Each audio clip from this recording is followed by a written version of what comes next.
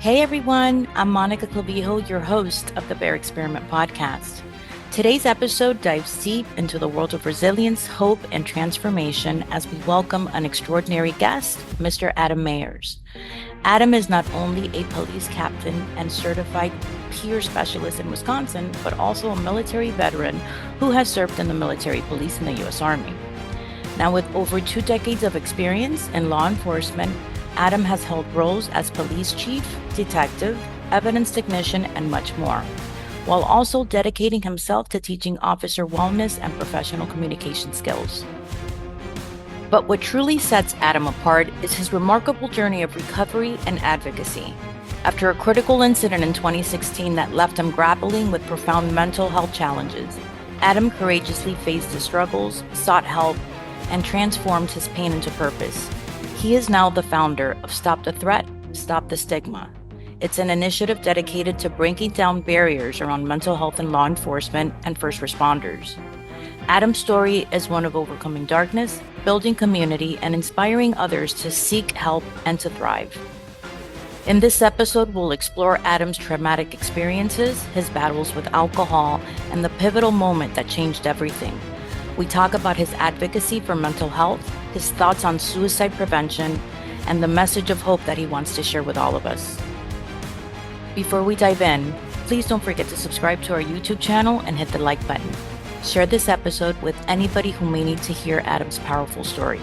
You never know who you might be helping by spreading this message of resilience. This is the Bear Experiment podcast, bringing you incredible stories of triumph, resilience, and overcoming darkness. Now let's dive in, and thanks for watching. All right, I'm recording. Well, thank you so much, Adam, for taking the time to speak with me. I really appreciate it. I'm fascinated by your story. I have a lot of respect for police officers and first responders. Military personnel. I could only imagine how difficult your work must be, right? Thank you. I appreciate that. And how you put your life on the line, right, to protect us all. So thank you for your service, and thank you for all that you do. So welcome to the Bear Experiment podcast. I'm your host, Monica Clavijo, and today we're here with Mr. Adam Meyers, who has a fascinating story where he was involved in a critical incident in 2016 that really affected his mental health. Police officer, captain, in Wisconsin, correct? Correct. So why don't we start where you can share a little bit about yourself. Tell us a little bit about who Adam Meyers is. Sure. Thanks, Monica, and thanks for having me on your podcast today. My name is Adam Meyers. I've been a police officer for 23 years. I'm a father of 2 great kids, 2 daughters who are 22 and 26, which I'm excited that in the next couple of days I'm going to be able to see them for the holidays. All my life, I've always wanted to be a police officer, and as far back as I can remember, I wanted to be a police officer. I was born and raised in the city of Racine, which is in Wisconsin. One of the first house that I lived in was on Highway 20, which is also Washington Avenue, one of the main thoroughfares in and out of the city.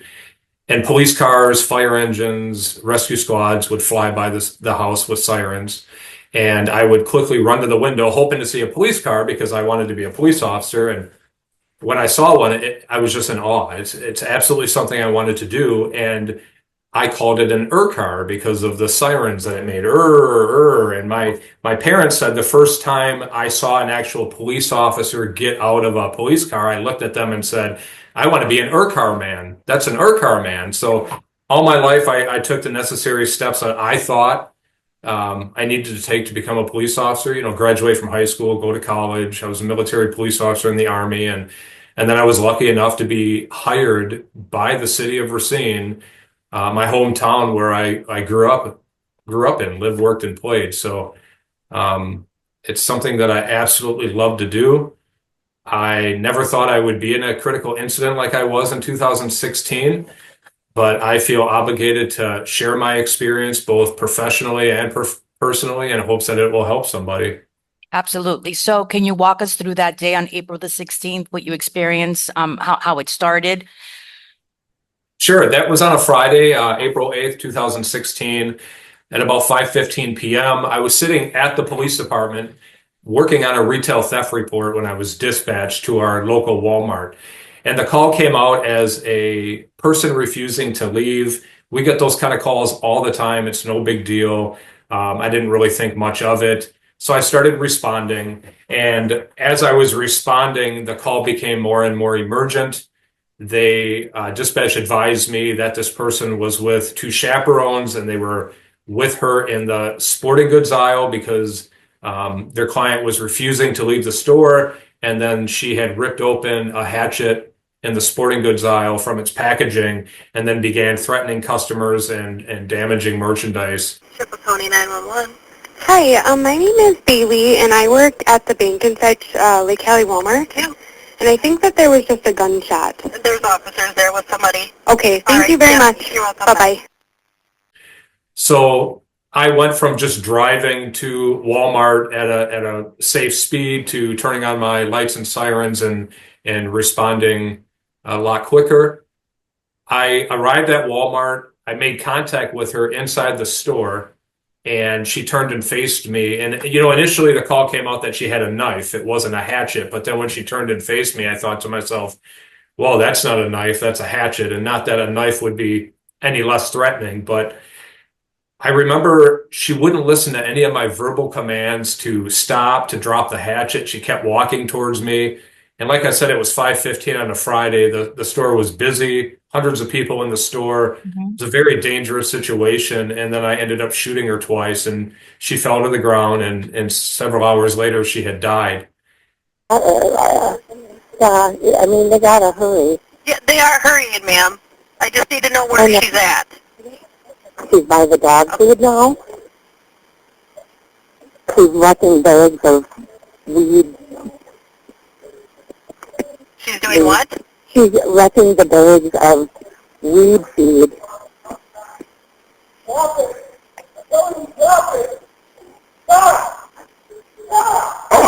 that yelling? It was the cop. Okay.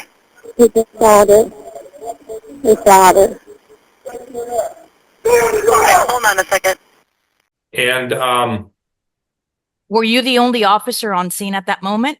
I was. I got there first. They only dispatched me because initially the call came out as just somebody refusing to leave, and the two chaperones needed help with removing her from the store. And we do that all the time. We do that at residences. We do that at restaurants, at retail stores, you name it. So, when the call came out initially, it wasn't that emergent. It was just respond to Walmart and help these chaperones remove one of the clients from the store that's refusing to leave. So other officers did respond after the shooting occurred and secured the scene. And the ambulance immediately responded. After I had shot her, I got on the radio right away and said, shots fired, law enforcement, shots fired, please send EMS. I remember looking at other people that were in the area and told them, please check yourself and please check each other. I just wanted to make sure that my bullets didn't hit anybody else. Sure. I also saw there was either a manager or assistant manager there, and I said, please get on the intercom and ask if there's a doctor or a nurse inside Walmart. If they are, could you please have them come over here to help, before the ambulance showed up. And then they just started securing the scene and investigating the shooting.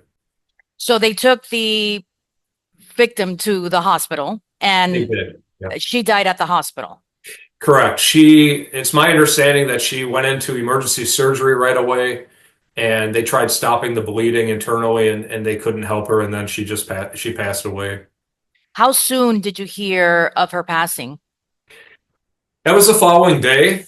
When everything was said and done, and I was released from the police department, I drove home. I drove home in my uniform without a gun, in my marked police car, because I had a take-home police car, and I couldn't tell you the route I took because I was just in shock. I probably know which route I took because I lived in the community and I took that route all the time, but right. It was all a blur. I don't remember.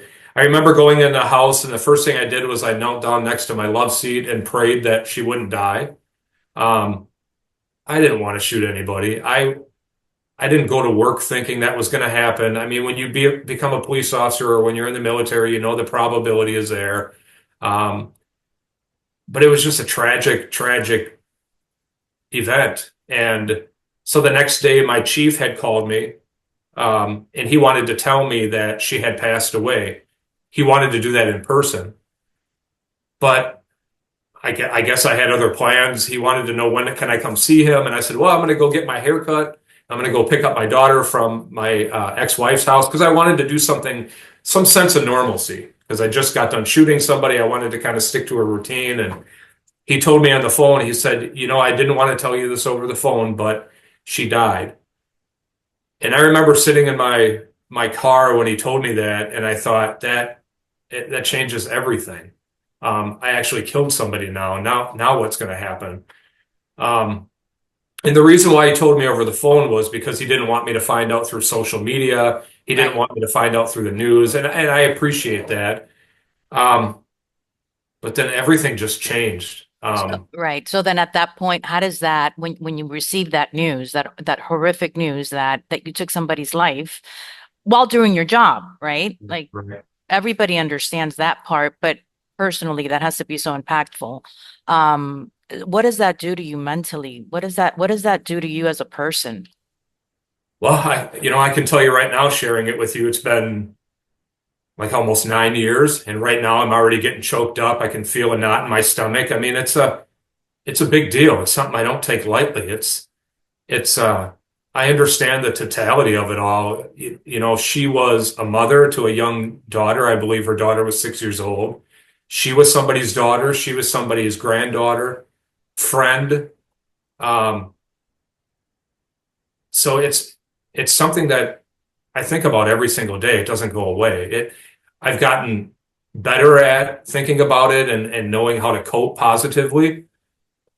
But it was a tragic day. The first thing when I heard that, I'm like, wow, okay. So I get home and I pray that she wouldn't die. Well, that prayer didn't work. She's Right. dead now. Now what's going to happen now?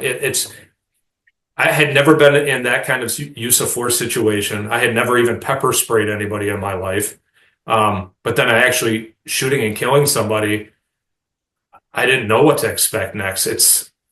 I was just at a loss, and it's just something that sticks with me every single day.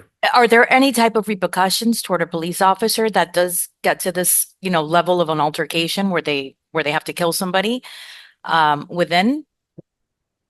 Well, no, I mean, I was off for 30 days.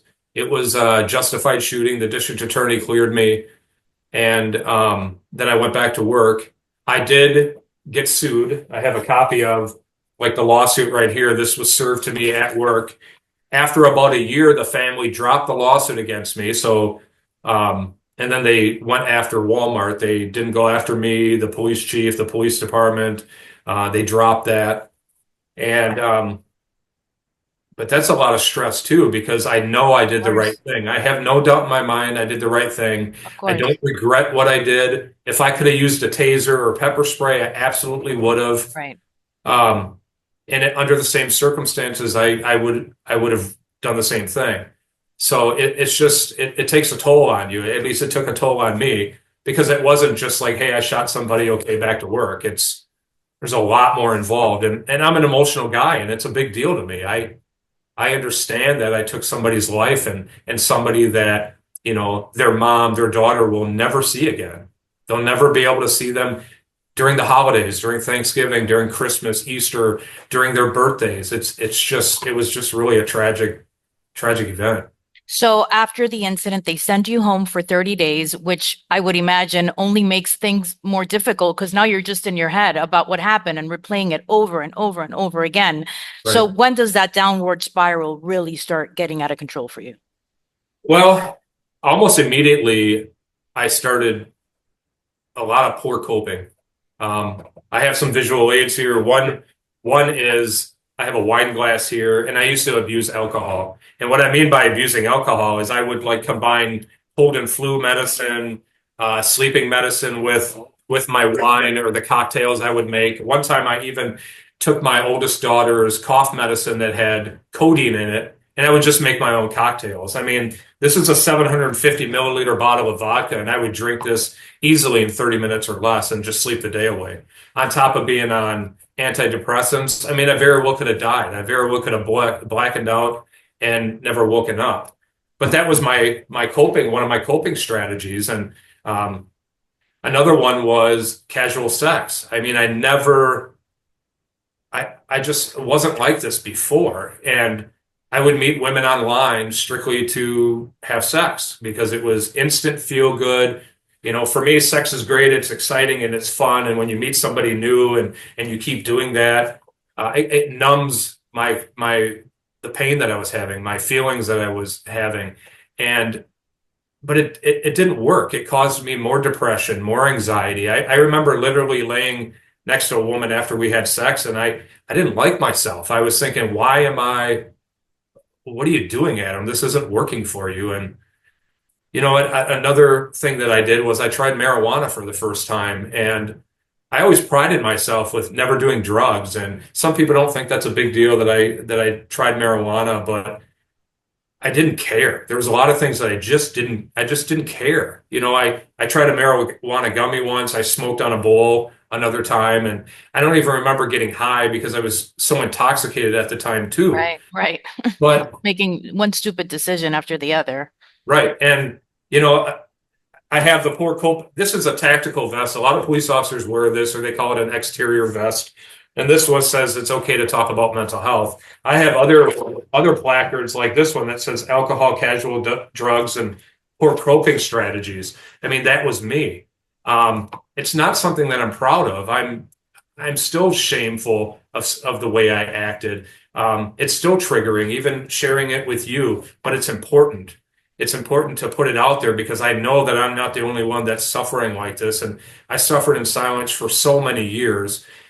And I find it hard to believe that nobody noticed that I was struggling. I think they did, but I think a lot of people just didn't know how to approach me, so they chose not to do anything at all. And I get that because I was like that before too, you know? So, I mean, I understand that, but Well, I can certainly understand that also coming from, law enforcement, police officers. You guys are supposed to be tough, right? You're men, right, right? You're leading, you're protecting. And how are you going to come in now and be vulnerable and share your feelings that you're falling apart inside? You can't do exactly. that, right? You're a Right, wuss right, if you do that. So right, right, it's so important what you're doing because I've met so many people that are first responders, military, with PTSD, police officers, and there is this huge stigma associated with not being able to talk about mental health. And we have to change right, that because right, everybody at one point or another is struggling with some form of trauma, PTSD that they've experienced themselves.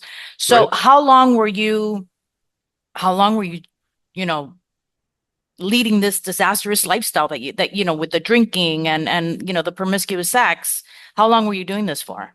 I was doing it for years. I mean, my shooting happened in 2016, and I started speaking about my experience in 2019. But from that point on, it just gradually got worse and worse and worse. And I would do it on my days off. We would usually have 3 days off in a row. So I would work a day and that would be considered my Friday. So that night I would start drinking or start poorly coping for the next 2 days. And my last day before I would go back to work, that would be kind of a recover day because I knew I had to go back to work. So I wouldn't drink the night before. But I did it for years. And on top of that, in 2017, a year later, I was promoted to the police department's very first detective. So then I would go to other critical incidents, to attempted homicides. I chased a bank robber. There was a guy who was huffing in his truck and ran over Girl Scouts and a troop leader who were cleaning up the side of the road. I went to a quadruple homicide suicide, and those are all critical incidents. So on top of me trying to fix myself through the ways I thought with alcohol, casual sex, marijuana, I was still going to these other critical incidents. So it was just cumulative stress on top. I wasn't Triggers, fixing. triggers, I wasn't. one trigger after Absolutely. another. So Absolutely. Yeah. whether you thought you were hiding it or not, in your mind, how do you think you were hiding it when you were going to work? 'Cause sure, the signs were there, but in your mind, okay, let me not drink the night before because I got to wake up early. I got to be right alert. I have to, right. I have to look presentable. How do Sure. you think you hid it? I think I just rationalized all kinds of different reasons why I was doing things and tried to make up my own little structured strategy. Like if I do this, nobody's going to know. If I don't drink the day before I go back to work, nobody's going to know. And I just find it hard to believe. I find it hard to believe that nobody knew. You know, at the time I lived 3.5, 4 hours away from all my family. So it was really, in my eyes, easy to hide it from them because if my mom or dad or sister would text me or call me, how are you doing? Oh, I'm doing good. Even if they had a gut feeling that I wasn't, they had no evidence to prove that I wasn't. Right. So that was really easy. And I just truly believe that I thought I was doing a bang up job with hiding it. And I think a lot of people probably realized that I was struggling. They just didn't want to get involved. Right, right. So when okay, so you're in a very, very severe depression at this point. You're not helping it by with the drinking and your coping, mechanism that you're using. Are you ever in such despair where you're considering suicide? Yes and no. And the reason why I say yes and no is because I never thought about dying by suicide. There were many nights that I would go to bed and I would pray to God that I wouldn't wake up. I'm like, please, or hit the fast forward button so I can go through all this crap. I don't want to deal with this anymore. But then after that didn't work, I just started praying. Please let me not wake up in the morning. And what I have here is this is a complete plastic replica of my duty weapon. There's no working parts at all. It's all plastic. Um, but I easily put my gun to my head a dozen times when I was intoxicated. Right. And what I would do is this is a Glock 40 caliber Model 22. If you remove the magazine and rack the slide, you'll remove the round from the chamber. But what I would do is I would put it to my temple and pull the trigger just so I could hear that metallic click. There's a metallic click when you pull that trigger. And I don't know why I did that. A lot of people said maybe you were preparing to die by suicide. I don't think so, but I really don't know. And what's scary is how many times did I do that when I was blackout drunk Where you could have done something stupid. that I wouldn't have removed the round from the chamber and I wouldn't even realize what I'm doing and then I would have died by suicide. People would have found me and they probably would have been like, well, that's sad. Adam was depressed. We totally get it. He shot somebody and he was struggling. But deep down, I never really thought about killing myself. But then how do you explain that? I don't know how I explain it. It's just something I did. Are you a spiritual person? Are I you a am. religious man? I am. Yep. Yep. Do you believe that this maybe has allowed you to awaken closer to your higher self, and maybe that's part of that communication that was happening where it was helping you evolve? I'm getting chills right now. I believe so. I believe one of the reasons why you and I are talking is because, I believe in God. I grew up Christian and I completely believe that I'm here sharing my experience with others because God wants me on this path. Absolutely. That he wants me to be vulnerable. He wants me to have courage and share my experience and help others, even if it's only one person. Even by us talking, if it helps one person, that's what it's all about. That's Even my if it helps, philosophy. right? Even if it helps one person help somebody who's struggling, that's what it's all about. But absolutely, Monica, I totally believe that's why I'm still here. Because I went through hell. I mean, it was horrible. I mean, it still can be. But I think by sharing my experience, if it can help other people, that's what it's all about. And that's why I went through all of that. A lot.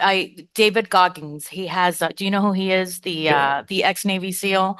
Mhm. And he has this phrase where I just resonate with it so much, where he explains, he's like, everybody at one point or another is hurting and they're in pain. It's Right. just that some people just have better ways of hiding it than others. And that's the Yeah. bottom line, right? Like Right. everybody's broken, just some people want to project that their lives are perfect. And those are the ones sometimes that are the most messed up, right? Because Yeah. they're just holding it all inside. Yeah. And I would imagine that. So let me ask you this. So when you're hitting rock bottom, right? You Yeah. recognize, I need help. Like, this is not going to end well. I have daughters. I'm not ready to go. What gets you to that breaking point where you say, help me? And what do you do? Well, I had attended a active shooter training at a school in December of 2021. And we were in a classroom and we were watching a PowerPoint, and I was seated comfortably in a chair similar to this, and we were watching a PowerPoint, and they kept discussing different active shooters that occurred around the United States and even overseas, and they kept saying April, April, April, and that's the month that my shooting happened. And I started getting this knot in my stomach. I started getting really, really warm and sweating. And about a minute later, I went to wipe my forehead and it was drenched in water. I was having a panic attack. But the first thing I thought of is I have to fight this. I have to hide it. There was probably about 25 other police officers there, and they all knew me. So if I would have said, I can't do this training, I'm struggling, it would have been okay. It really would have been okay because they knew me, they knew what I went through. But the first thing I thought of, hide it and fight through it. And I did. And then I went on a couple days off. I was a detective at the time, but then on New Year's Eve, I worked a patrol shift for somebody. And I was in uniform and I got into the squad car and I was sitting there briefly and I thought, you know what, forget it. I quit. I'm not doing this anymore. And I don't think it was that I wanted to quit being a cop. I think it was just I wanted to get help, the right kind of help. I wanted to quit coping the way I had been for years because it wasn't working for me. So, Right. I chatted to my sergeant and said, can you meet with me? And he hopped in the squad with me. And I said, we got to go to the chief right now. I'm quitting. I'm done. I ain't doing this no more. And he goes, hold up. No, you're not going to quit. Let's go talk to the chief. And we did. And the chief was supportive. And this was a different chief that was leading our department than the chief that was with me during my shooting. And he sent me home. And before I was able to come back to work, probably about a few weeks later, he said, you have to get a psychological evaluation. And I said, I'm all for that. I'm a mental health advocate. I believe in it. I've been speaking about what I've been going through since 2019. Let's go. I don't have any problem with that. But then I scheduled the appointment, and the day of the appointment, it was scheduled from 9 a.m. to 4 p.m.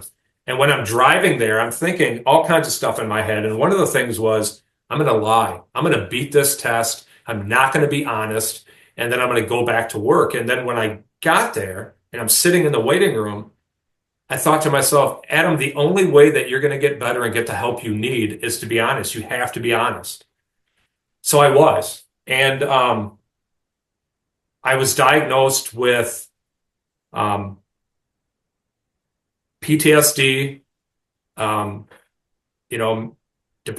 manic depressive disorder, acute stress, dissociative features, and then I have a copy of the actual psychological evaluation right here. And when I was reading it, I started crying because it was like, it's totally me. It's all the answers of why I've been acting the way I had been over the years. And, it talked about maybe distant, may have difficulties being in a relationship.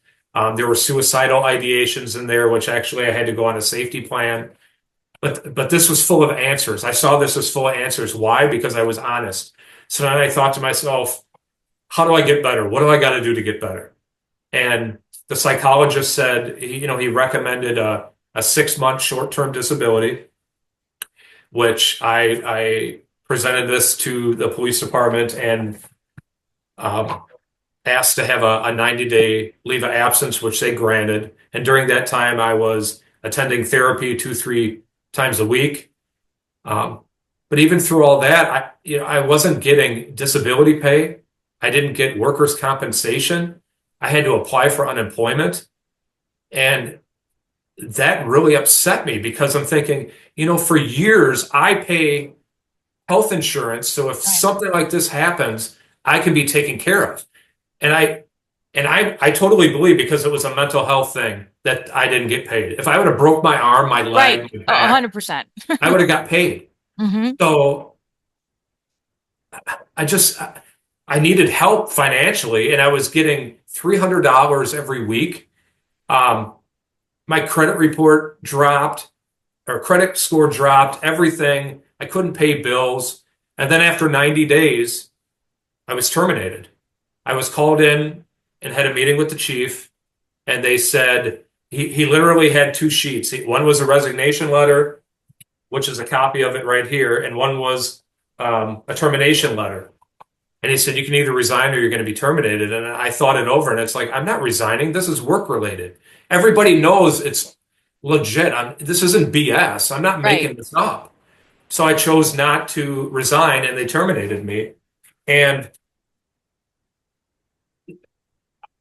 I'm still at a loss because I had never been disciplined. I had never been suspended. I received multiple department awards, awards through the state, awards through the police associations. And then all of a sudden I felt like they just washed their hands of me. And that was it. You know, my whole dream of being a Urquhart man was over. And I was walked out of the police department, and I thought, what now? You know, what if I would have went home and killed myself? Nobody checked on me. My life, all I ever wanted to be was a cop. That's it. That's all and I had worked there for 14 years. And I'm thinking, yeah, I just felt abandoned. I felt ghosted. Nobody chatted, texted, called me, nothing. It was almost like they were just not our problem anymore. They didn't want any association with you at that point, right? Like you were the problem.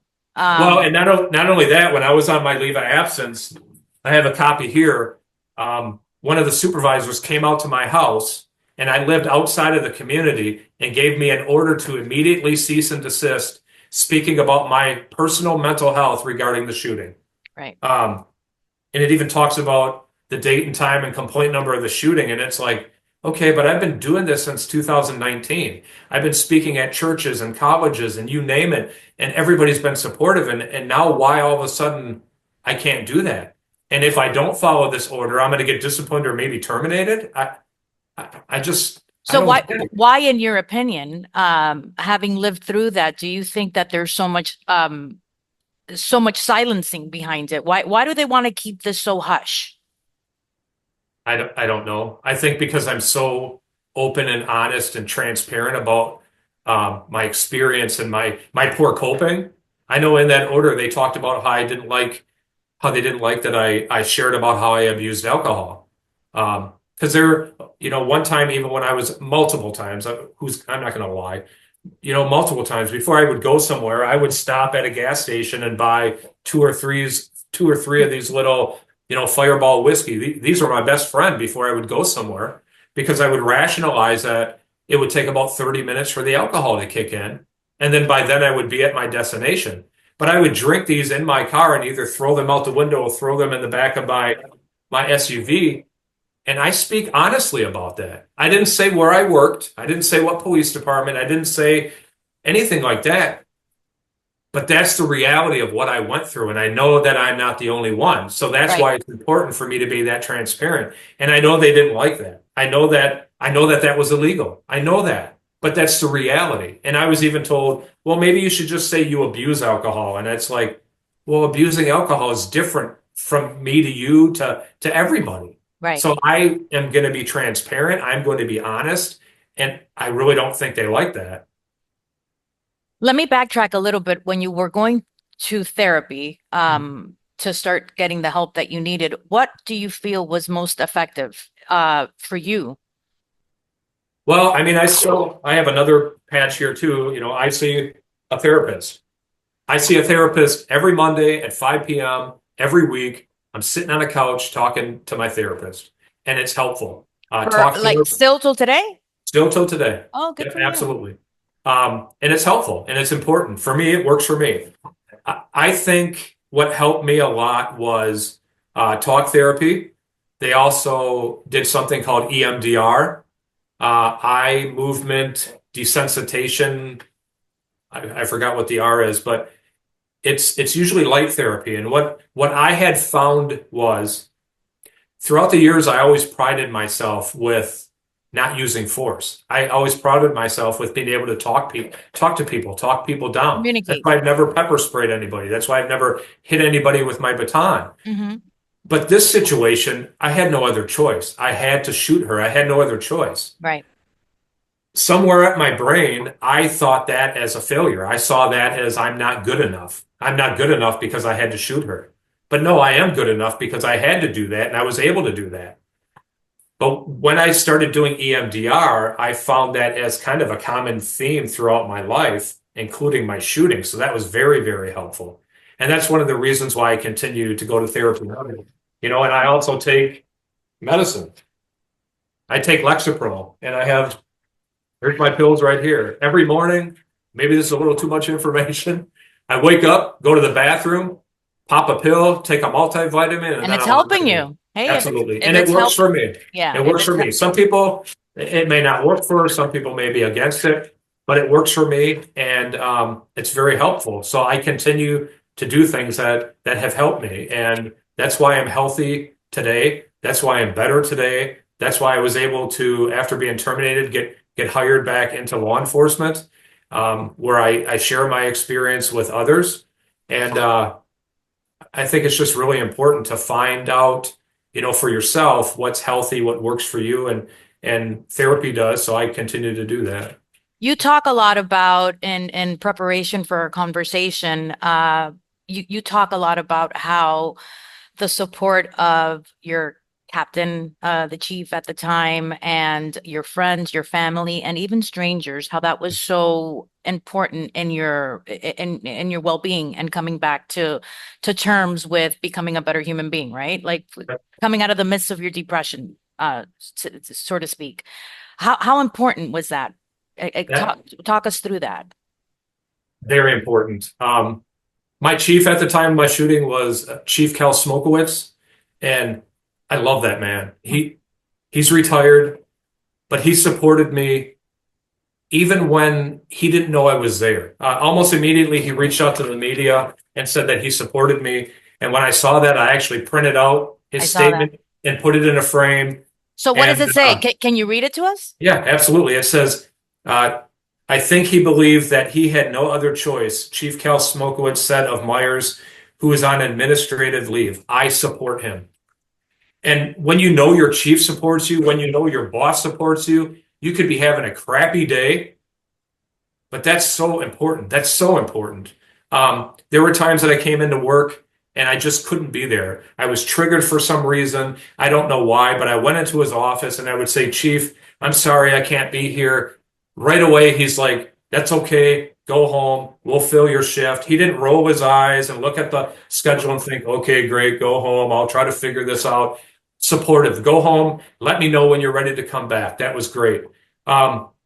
Family, friends, complete strangers. I mentioned complete strangers because when I went back to work, I would go on calls and there were complete strangers that I would bump into and they would recognize me. Were you the officer involved in the shooting? And I would say, yeah.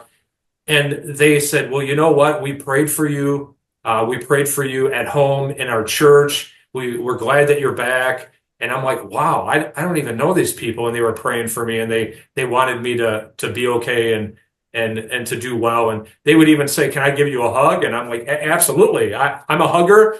It just really made me feel good. And my current chief, Chief Sean McGee, he hired me. During the hiring process, during the interview, I started off with, I just want to let you know this is what happened to me. And I had been terminated.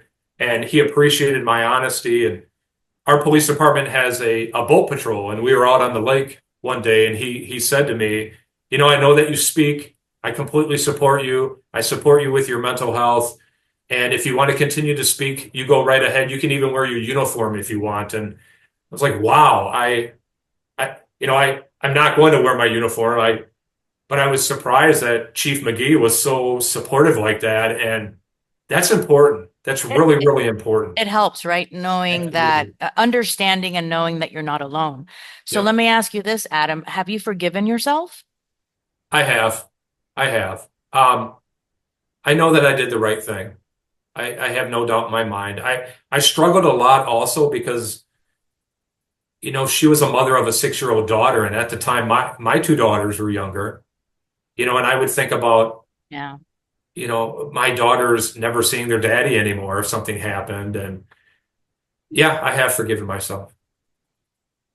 So looking back at everything that's happened to you, how do you feel that you've evolved from this traumatic experience? I've evolved a lot over the years. And I owe a lot of credit to my sister, Amy. After I was terminated, I moved in with her 3.5 hours away. And I remember telling her, I don't have any money. I don't have this, that, or the other thing. And she's like, all you have to do is get down here and we'll take care of the rest. So I moved in with my sister in the spare bedroom in the basement, which we always joke, hey, I'm not living in the basement at my mom and dad's, but at my sister's. But I wasn't seeing a therapist. I was off medication, and she saw me and she saw that I was struggling. And I realized I needed help even when I moved in with her. But I wasn't going to take that step forward to do it. So secretly, she was looking for therapists behind my back. And I'm not upset about that. That's great. She found somebody, and that's who I see today. And I really love her for that. And if it wasn't for her and it wasn't for me finally putting myself first and taking care of myself and getting healthy, I wouldn't be a police officer today. I would have never got hired where I am. I would have never been promoted to captain. I would have had a totally different story and a different life right now. And I really owe it to a lot of people, family, friends, even complete strangers that cared about me and that loved me and wanted the best for me. So I am healthier now. I don't cope the way I used to. I look back and I think and I know that doesn't work for me. So I'm not going back there. Yeah. All that did was cause me more stress, anxiety, depression, and it wasn't helpful. And it took me a lot to get through all that, to realize it. But I'm proud of myself. I'm proud of myself that I went through all that, and where I am today is in a good place. And I do everything I can to share my experience with others and in hopes that it'll help them. Well, like I told you, you have an amazing story. And in speaking with you, you can sense that positiveness and that gratefulness that you have. Thank you. And everybody's here to serve a purpose, right? Right. And you found yours. Sometimes it takes a hit like this to find your purpose and your calling to help others, like you said, even if it's one person. So within your purpose, you started Stop the Threat, Stop the Stigma.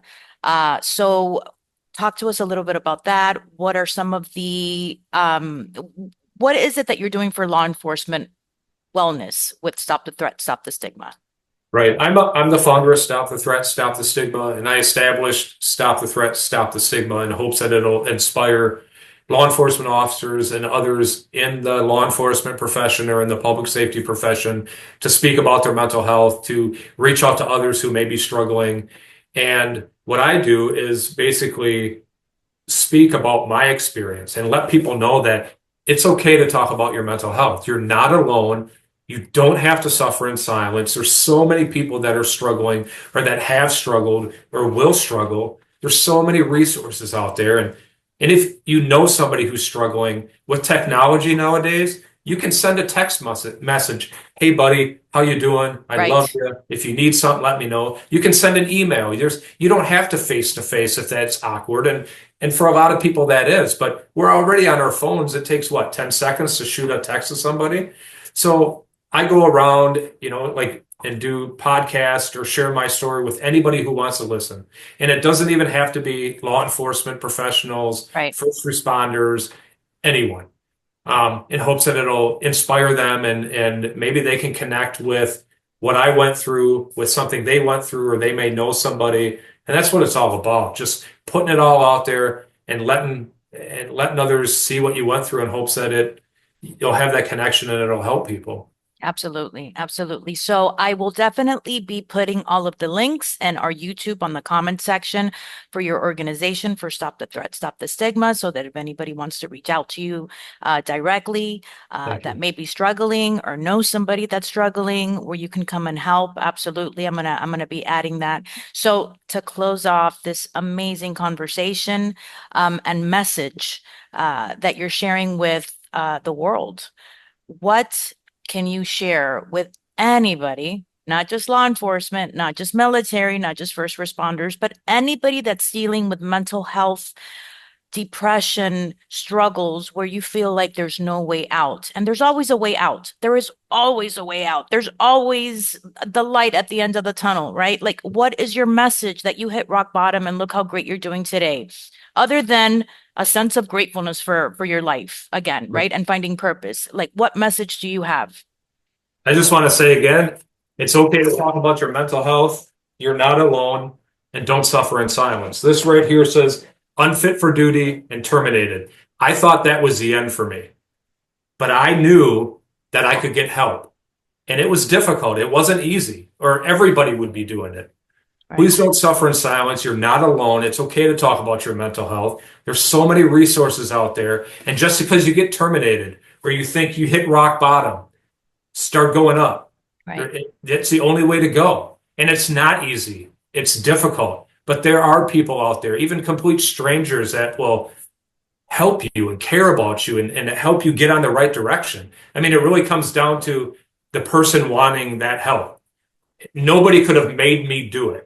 If I didn't want to do it, I would still be drinking all the time. Right. I would still be having casual sex, smoking marijuana. I would not be a cop. Please, there's so many resources out there. There's so many people out there. Even if you don't understand what you're going through, a simple talk to somebody that you can confide in and vent to, and even just explain to them, you know what, I'm feeling off. I don't get it. I don't know what's going on, but I know something's not right. Can you help me? And then with somebody else, you can have that partnership. You can work together and try to find the help that you need, because it's out there. It's out there. You just have to know where it is. And a lot of time you can't do it by yourself. It's difficult. No, and like you said, I think that's key. You have to make that decision first within yourself, where you say, that's it, enough is enough, I'm tired, Right. and get the help that you need. But the decision has to come from you. Nobody's going to make you or force you to do it. It's got to come Right. from you, and then go get the help that you need. Right. So incredible podcast today. Thank you so much for your time, Adam. I really appreciate this message. What a resilient story that you have. Again, I'll be posting all of his links in our comment section and our YouTube channel. For everybody that's watching, that you feel that this story may resonate with yourself or with anybody that could be struggling with mental health, depression, please like and share the story. If it's even one person that we're helping, it's saving a life out there. Adam, thank you for your service, sir. Thank you for everything that you do. May God bless you. Thank you so much for taking the time to speak with us on the Bear Experiment. Thank you, Monica. I appreciate that. Have yourself a great Saturday. You too. Thank you. Okay. Bye-bye. Bye.